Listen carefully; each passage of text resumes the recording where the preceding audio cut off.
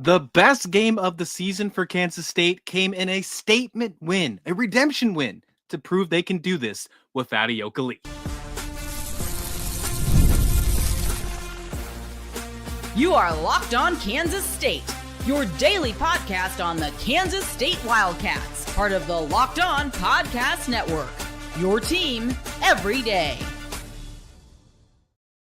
Yes, welcome on into Locked On Kansas State, your daily Kansas State Wildcats podcast. And thank you so much for making Locked On Kansas State your first listen every single day. Welcome back to my everydayers, and welcome to this special live post-game of Kansas State defeating in overtime Iowa State 87-79. The Kansas State women's basketball team moved to 14-0 on the season at home. And if there's any type of home court advantage, it absolutely showed in this one because the crowd was absolutely electric. It was amazing on national television, on ESPN. They showed up in Manhattan. We got a lot to get to in this game, plenty to talk about. But first, today's episode is brought to you by Game Time. Download the Game Time app, create an account, and use code LOCKEDONCollege for $20 off your first purchase. There's lots of things I want to look at. We're going to talk looking ahead. We're going to talk about this game. I want to talk about some bracketology discussions. We're going to talk about the paint and the defense because that is a big conversation to discuss in this one. I do think there's an X factor on this team that we need to discuss. But first, I just want to get into the whole game just as a whole because Kansas State looked really good for the majority of this game, and they did it and proved that they can do it without Ayoka Lee. This is the second game of the season without Ayoka Lee as she's suffering from a fractured foot. I should say this before I forget. The broadcast said that the timeline for Ayoka Lee is looking more towards mid to late February. And yes, that's a little bit earlier than I was expecting because they did say at the end of the season. I'm more thinking end of the season as in end of tournament time. But that timeline, if it's correct, that is a heck of a lot earlier than we can expect. And if that's true, then I am really looking forward to seeing Ayoka Lee back quite earlier. This is going to be another game that we're going to see at some point again this season. They play in the final game of the regular season. Maybe we'll have Ayoka Lee back for this one, but it didn't matter.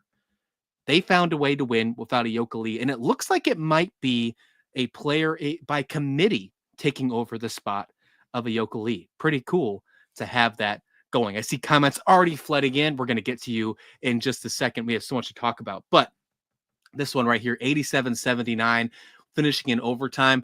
I won't even lie to you. I think once it went to overtime first with the 1.3 seconds on the clock, my mind was immediately going to, please don't let that shot go in. Don't let this end as a heartbreak, with the crowd showing up and how electric it was and how they were just proving to be that they can be the team to move on and continue to be at the top of the Big 12, even without one of their star players. Please don't let that shot drain. And thankfully it missed. They headed to overtime, and Kansas State was absolutely electric in the extra period. They were up 16-8 in overtime. They made their first 6 shots against the Cyclones in overtime to seal the deal and win this game by 8. You know, Iowa State is no joke of a basketball team. Addie Brown, fantastic shooter.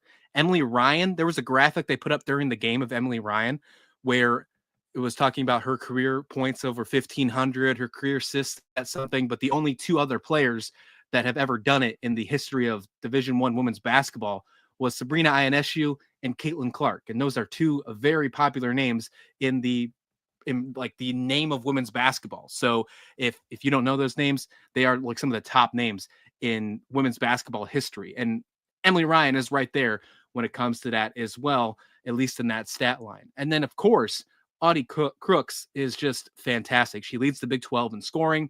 She's 4th, I believe, in Division I in scoring.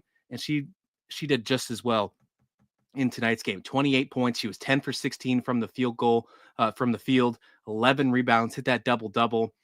But slowly into the game, she started to be slowed down by the Kansas State defense. And I'm really going to get into that here in just a minute because I think we have a committee now. And I think we have a new rising defensive star. That's a great sign to have. And maybe it's not going to be the same player every night.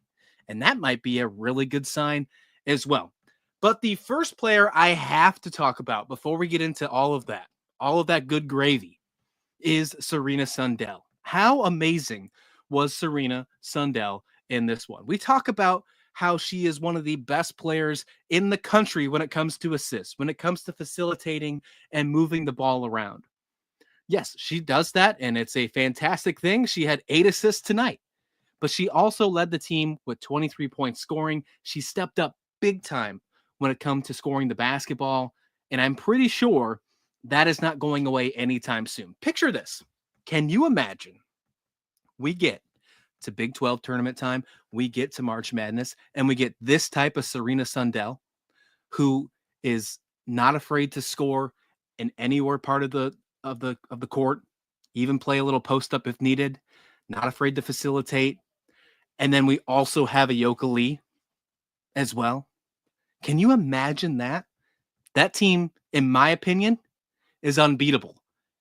That is the type of play that we need to move into March Madness, and that is how we get a deep run. That is how we see our first national championship, folks. I will go that far if we have players like Serena Sundell doing what she did tonight, and then we have Ayoka Lee back healthy. There's no doubt about it. Serena Sundell was absolutely electric. 10 for 19 from the field. She was 2 for 3 from the free throw line. She only made 1 3-pointer, but she only attempted 1 as well. And then, as I mentioned, that 8 assists. She did have 7 turnovers. That was something, of course, that you always want to look at and try to, limit. But for the most part, Kansas State was dominating when it came to the turnover game. They were very good on the turnovers. They had 18 steals in this game. Overall, Kansas State really stepped up. This was a complete night and day shift from how they looked against Colorado. They played in the game against Colorado. They played knowing that they had to fill a void, and they looked like they weren't sure how to fill that void just yet. And then obviously being on the road, playing a tough Boulder team, the team that eliminated you from the NCAA tournament, there was a lot of moving parts in that one. Now, you get back home, you play a tough Iowa State team, and you've made the proper adjustments. Hats off to Jeff Mittie and his coaching staff. Hats off to the players. They did exactly what they needed to do, and this is the result. There's one more game left before they face TCU, before the schedule gets really tough. A little bit more fine-tuning. If I could take a word from a Jerome Tang press conference, maybe just a little more tinkering, and this team might be sitting at the very top all alone in the Big 12 standings after 2 more games with a defeat against TCU. Think about that. A lot of things to talk about. Got plenty of comments coming in. I love that. What a huge win against the refs and the clones, says Robbie. The refs I didn't think were too bad, but I guess I was more focused on the gameplay. I was really focused on seeing how the paint play was playing, because I thought that was an interesting battle that was happening. I really want to get to that. And Sniper Sides. Yes, we are definitely going to talk about Taryn Sides in just a minute. Nice work. Thank you, Robbie, by the way, because I really appreciate you hopping in. JJH says, nice work, ladies. Yeah, the refs were horrible at best. Okay, so I didn't think the refs were that bad. I thought I was more focused. Like last night, I thought the refs were really good. And maybe we just are in good feelings because of how last night's refs were. That wasn't really a big thing that I focused on, but maybe I need to take a step back and watch how those refs were. But that wasn't anything that I had too focused on. Should have been K-State ball at the end of the game. Okay, if that's what we're thinking about, okay, I understand where you're talking about the ref there. Yeah, the end of the game with the ball almost going out of bounds. Yeah, they should at least reviewed that one. So I guess I get you on that one. All right, before we move on, there is definitely a discussion that I want to talk about. Obviously, the turnovers were great. The defense was great. The crowd was electric. It was amazing in Manhattan. But there was a few things that I think are still going to have to be addressed moving forward. Add to that tinkering. We're going to talk about that right here on Locked On Kansas State. Well, attending the NFL playoffs and attending anything like the NFL playoffs is an experience like no other. The energy, the excitement, and the connection with other fans are unmatched. I remember seeing the thrill of my favorite team clinch a playoff win live. It's a memory that personally I will never forget. So this year, Game Time makes it easier to create thousands of that unforgettable moments with their new feature, Game Time Picks. It filters out and shows you only the best deals on great seats so you can focus on what matters being there. So not only with the Super Bowl coming up, I know those tickets are insane. I saw it just on Game Time the other day, what the lowest prices were going for. Unreal. And I can tell you that there's going to be the lowest prices on Game Time. You get what you see.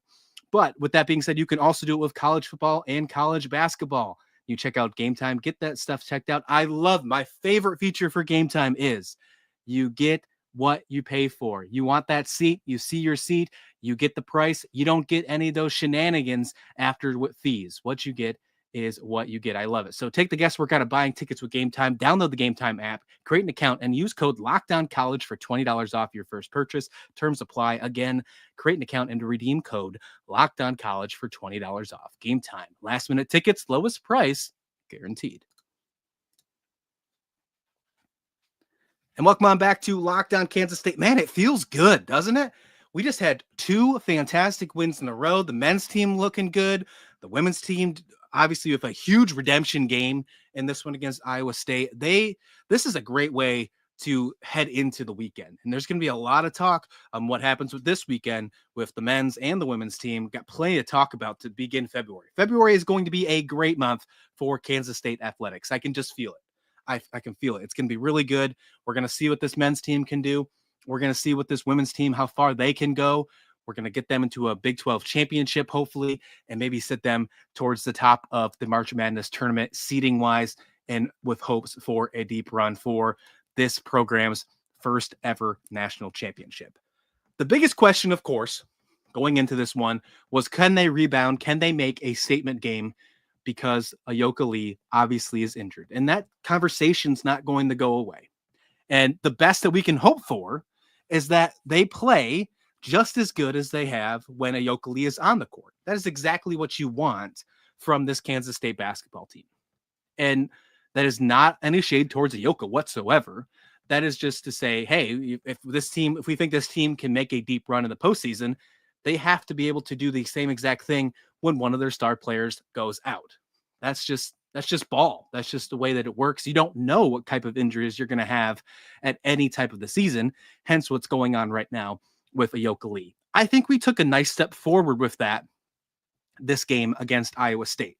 But there were a couple things that I wanted to talk about. First, I think that this was a prime example, a prime battle for them to be tested in this game because of Audi Crooks. Audi Crooks she is an immaculate player when it comes down to being in the paint. She's not afraid to use her size. She's not afraid to use her body to make sure that she can create space in the paint to shoot and score the basketball. And it proves it. She's the leading scorer in the Big 12. I think I remember it says that she was the 4th leading scorer in all of Division I basketball right now. And at first, you could tell that there was a little bit of struggles. And it looked like that we were going to get Kennedy Taylor to be the one that was going to focus on Audi Crooks to start this game off. And at first, it looked like that was going to work. There was some battles, and it looked like Crooks was getting a little bit of Taylor. Taylor was getting a little bit of Crooks. It was a decent battle, right? And then you saw Eliza Maupin come in, and Maupin did good on the offensive side, but defensively, I think against Crooks, personally, I think she struggled just a little bit. Now, there's a big, massive size difference between Crooks and Maupin. So I think that wasn't probably the game plan heading in, and that might have been why we saw Kennedy Taylor get the start, her second start of the season. I believe actually it was her third start, against Iowa State. But what the biggest surprise was in this points in the paint, and I think was probably the best game of the season for her, let alone maybe her college career, Amani Lester was absolutely incredible in this game for both defensively and offensively for Kansas State. Coming off the bench, she scored 6 points, and that might not sound like a lot, but those 6 points were absolutely at great times when you needed them. 3 for 5 from the field. She had 5 rebounds, 3 assists, and 2 steals. Now, she doesn't have any blocks on there, which surprises me a little bit, to be completely honest, because there was a couple times where she just stuffed Crooks inside the paint. And maybe they considered that a steal because she got 2 steals. Maybe they decide that a steal or a deflection instead of a block because where the ball was placed. I know statistics are weird like that, but Amani Lester was great in the paint when she was up against Crooks in this matchup. I think we're going to see a little bit more of Lester now that Ayoka Lee is sitting on the bench waiting for her to come back. And as I mentioned earlier in this show, it sounds like, according to the ESPN broadcast, that the timeline might be sped up a little bit. Hopefully it's mid-February, late February. I'm still a little bit skeptical on that timeline, but I wanted to mention it to you folks because I heard it and I wanted to make sure I wasn't going crazy. But I think we're going to be in a sort of large player, a big man by committee, if you will, large player, big man by committee, if you will, with the needs for Lester, with Taylor, with Maupin. I think they're going to utilize a more rotational approach.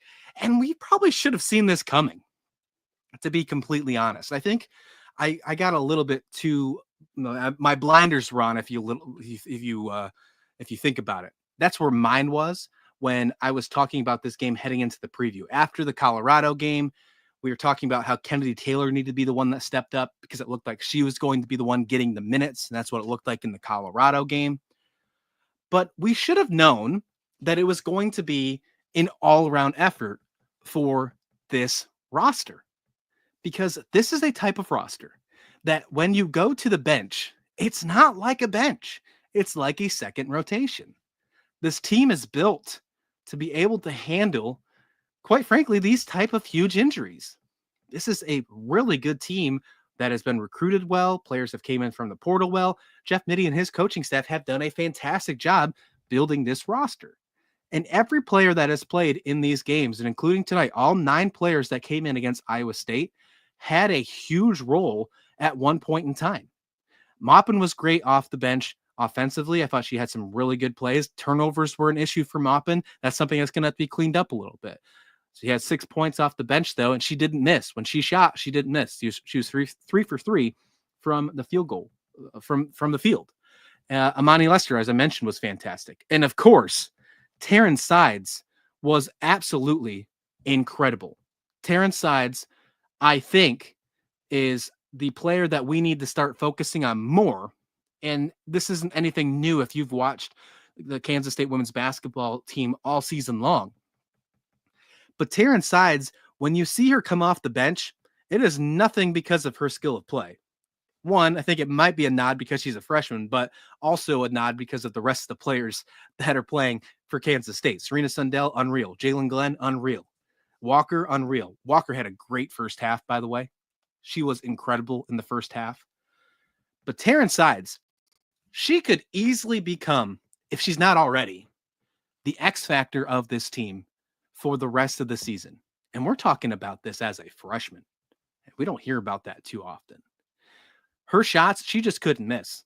I mean, when I was taking notes for the first half, the only thing I said for Taryn Sides was that she was 2 for 2 from the 3-point line in the first half. And I wrote in all caps, needs more looks. That was it. I just wanted to see Taryn Sides shoot more, because when she was shooting, she didn't miss. She finished up 6 for 9 from the field. She had 17 points off the bench, and she was 4 for 4 from behind the 3-point line. Incredible. Incredible from what we're seeing from Taryn Sides. And as I mentioned, she could easily be the X factor for this team. And I mentioned that she's a freshman. She's a sophomore. Excuse me for that. She's played last year. I don't know why I said that. But I guess I'm just getting a little excited. But regardless of the fact, how exciting it is to see her play at this type of level. She's played less minutes. She's played more minutes this year by almost 13 or 14 minutes. And she's showing that she is one of the best players on this roster already. It is absolutely incredible. So I'm checking out some of the comments here. Looks like we got some other comments coming in. And it was a great couple nights of K-State basketball. Perfect. Yes. Thank you, Robbie Schlitz, coming in for that one. I agree. And hopefully we can continue that type of pace heading into the weekend, because we have a lot to talk about when it comes to Kansas State basketball in the weekend. I want to look ahead. I got a couple other nuggets that I want to talk about as well. And then they talked about on the broadcast the new bracketology. We mentioned that on the preview show just a couple days ago, how I believe that Kansas State is a 2 seed Well, the bracketology as of late, according to ESPN, that has changed. We'll talk about that right here on Locked On Kansas State.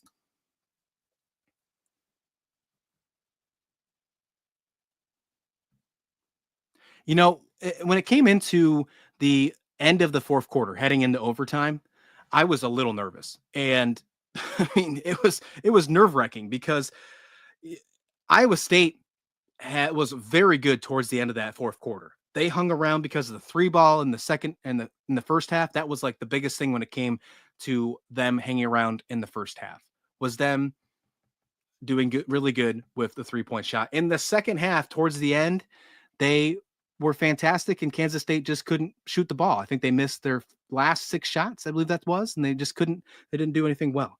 According to the bracketology of ESPN, they showed that Kansas State is projected to be a 3 seed right now, which I thought was interesting because of just the Colorado loss moved them already down 1 score. Now, I don't know if the writer of the bracketology is putting in the Ayoka Lee injury into consideration or thinking that there's going to be a couple other losses for this team that moves them down to a 3 seed.